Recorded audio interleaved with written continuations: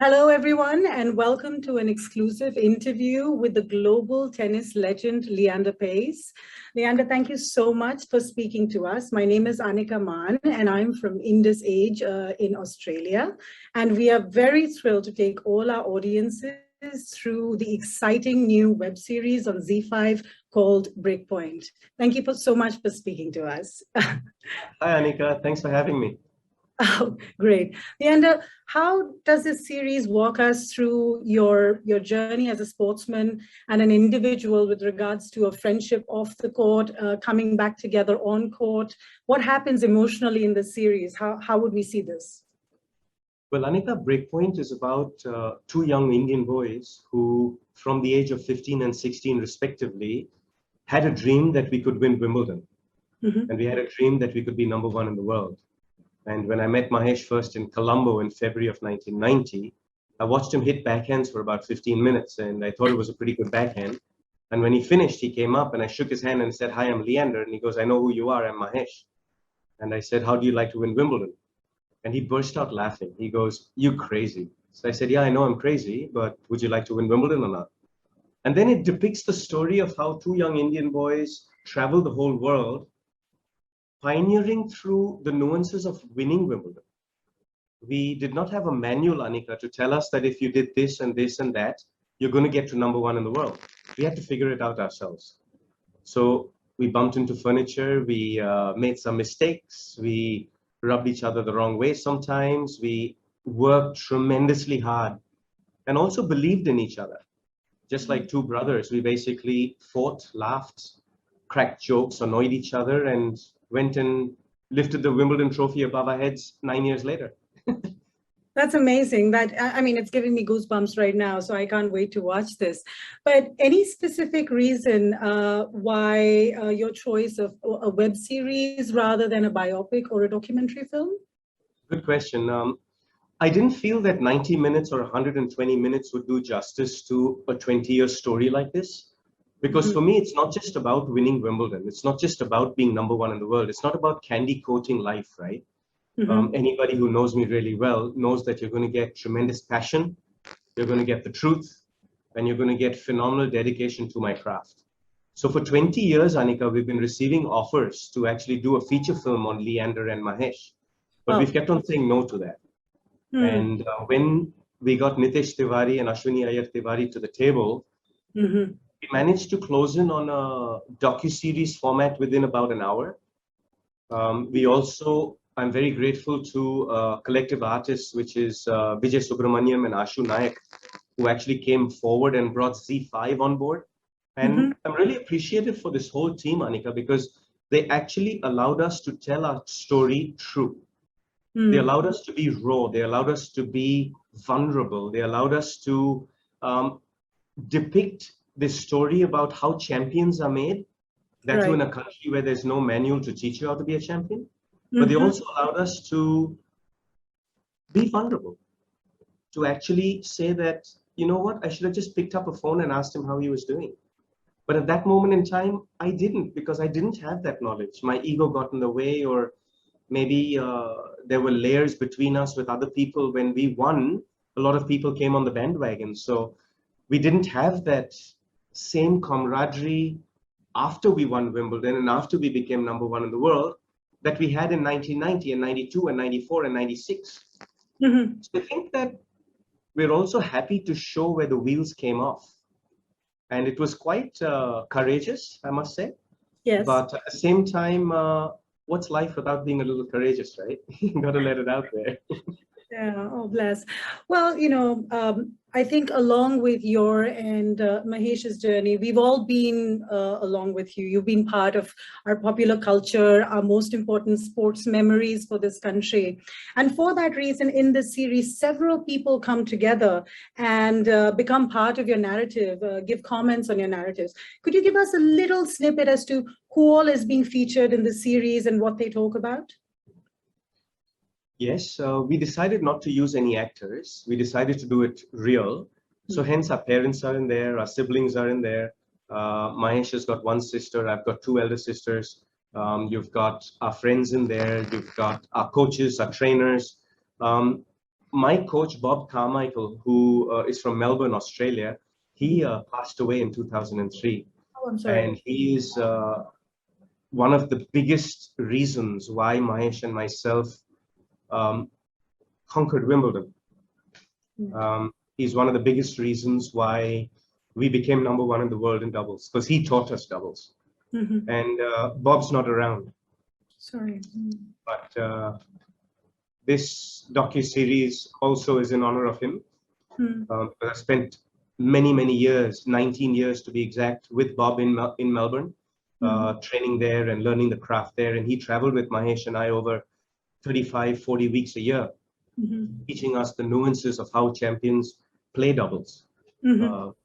So this is also in great gratitude to a man who may not be around today, but his voice is always over my right shoulder, because that's how he used to train me. He would stand right behind me on the baseline of a tennis court and keep screaming out instructions in my ear. And it wasn't just necessarily technical instructions. It was more values, more ethics of life, more discipline, more structure. And also at the same time, he made it fun. Bob made life fun for me. And that's why I've had a 31-year career. So I miss him tremendously. But this is also an honor to him. Oh, yes. Well, you know, following your journey, one thing we can be sure of, that you've always been this absolutely passionate player and this passionate human being, right?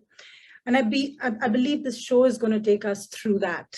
What is the one moment that is the most emotional moment that you had to face while filming this series? Tough to choose one, Anika. Leave that. Going through all the archives, going through all the clippings, going through all the articles, going through all the centerfold magazines, you know, some of the stupid stuff we did, doing bare-chested Grand Slam winning trophies for India Today cover, and what made us do that, Lord only knows. But also going through the video archives of winning the French Open, winning Wimbledon. There is one scene in episode 4,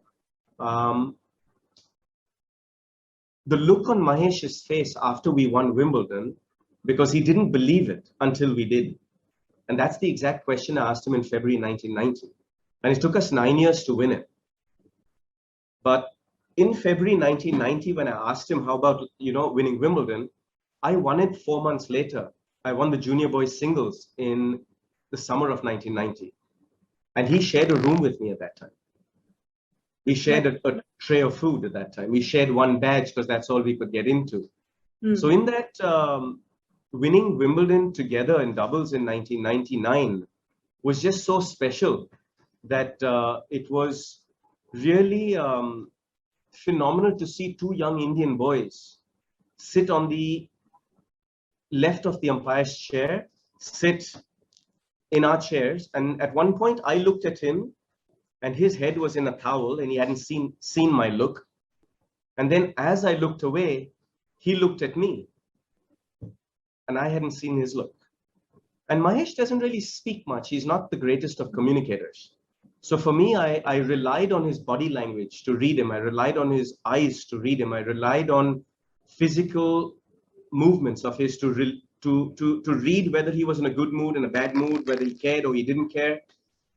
And in a time in 2000, after we won Wimbledon, when we actually went our own ways for the first time, I wish I could rely on this archive. I wish I could have seen this then. Because maybe things could have been a bit different. Maybe they could have. And we both take responsibility for our pitfalls. We both take responsibility for the mistakes we made. And that's also human. Champions are vulnerable too. They're humans too. Champions are humans too. That's vulnerable. But you know, sometimes good writing cannot create the cinema that real life can, and it sounds like that in your case. But I want to talk about something a bit lighter. Me as a young girl, your chest bump, the tour you used to do, was legendary, right? We've seen you guys do that chest bump so much; it's etched in our popular culture mind. So, do you talk about that in this series? And where did all of that start? Where did you think of that? Well, I think that we lived our lives basically being trendsetters. We wanted to achieve something that no one else had. So we dressed differently, we spoke differently, I traveled the whole world. So we had different experiences as well. So the chess bump came about in Singapore when you're playing the Singapore Open, and we were losing a tough match to two Americans, and I found that our energy was really dropping. And I'm the one who's a little more aggressive, a little more outwardly, shall we call it, at least on the surface. But I ran up towards him to evoke some energy out of him. And instinctively, I just jumped right into his chest and we collided. And when we actually did the chest bump for the first time, we were both so stunned that we won 5 games in a row and won the tournament. We won that final. And our opponents at that time were so stunned that we did something like that, they actually backed off. And sometimes winning is not about forehands and backhands. Winning is done in the mind. So the chest bump was more just a trademark of the Indian Express. And when we played with passion, tough to beat us. Yes, we saw that repeatedly. What was one of the hardest things to reveal or talk about in this docuseries? What was something that you were not prepared for? You'll see it. You'll actually see so many stories within episodes that'll keep you gripped, literally not gripped to that screen.